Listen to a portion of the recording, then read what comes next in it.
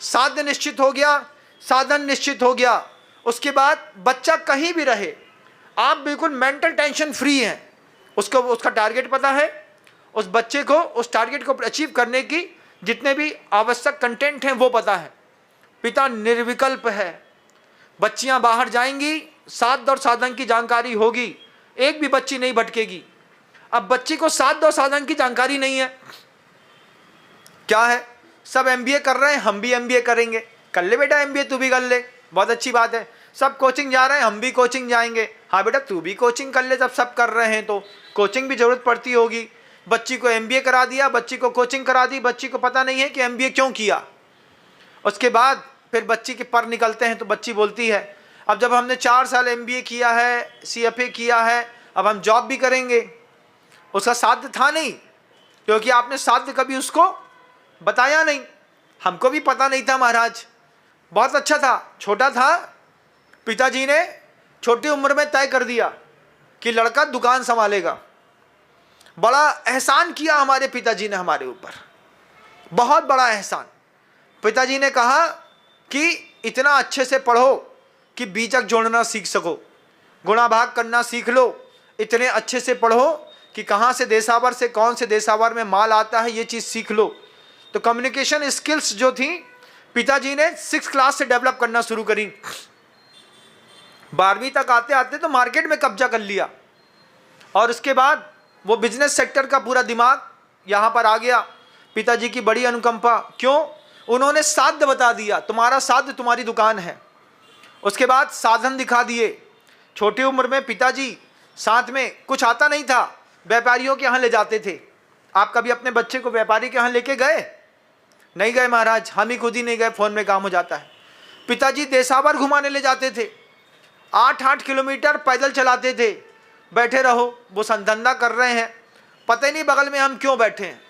फिर बाद में पता चला कि सारे व्यापारियों की दुकानें याद करा दी, गलियां याद करा दी, टिकट बनाने का तरीका सिखा दिया, कैसे पैसा सुरक्षित रखा जाता है वो सिखा दिया।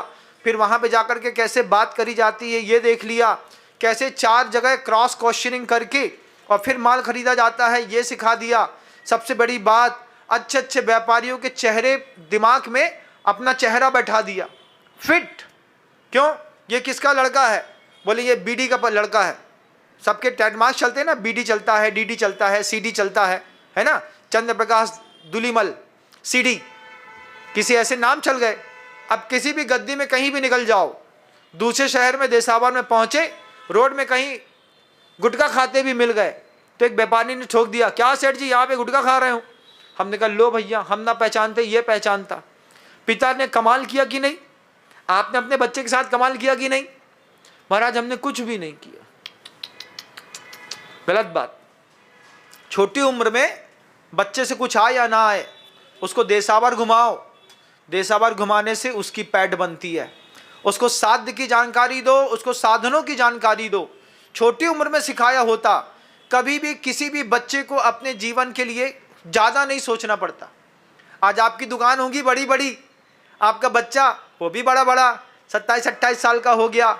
महाराज 12वीं तक अच्छा था, फिर 1 साल ड्रॉप किया, उसके बाद इसने सीए की तैयारी करी, सीए में 2 साल लगाए, सीए नहीं हुआ, फिर एमबीए की तैयारी करी, बीबीए नहीं हुआ, फिर उसके बाद एमबीए में 1 साल और लगा गया, गैप हो गया, लड़का 28 साल का हो गया। अब उससे बोलो बेटा तराजू उठाते बनता है? तराजू क्या होता है? ऐसे बोल रहा बेचारा। अरे हमने कहीं मती के मारे तो अपने बाप की दुकान में, किराने की दुकान में रह करके तराजू ना जानता है? बताओ कैसे काम किया जाता है, कुछ नहीं जानता। 28 साल का बच्चा आज भी आपके सामने, डैडी 500 दे दो, 1000 दे दो, 2000 दे दो। अरे घर के अंदर डेडलाइन तय करनी पड़ती भैया, किस बात की? तय करो किस उम्र के बाद अपने पिता से अपने जीवन जीने के लिए खर्चा नहीं मांगोगे। वहां पे छोटी उम्र में ही सिखा दिया था। नाना नानी के यहाँ जाओगे तो लौटते में आने जाने घूमने का पूरा खर्चा सूल करके आओगे।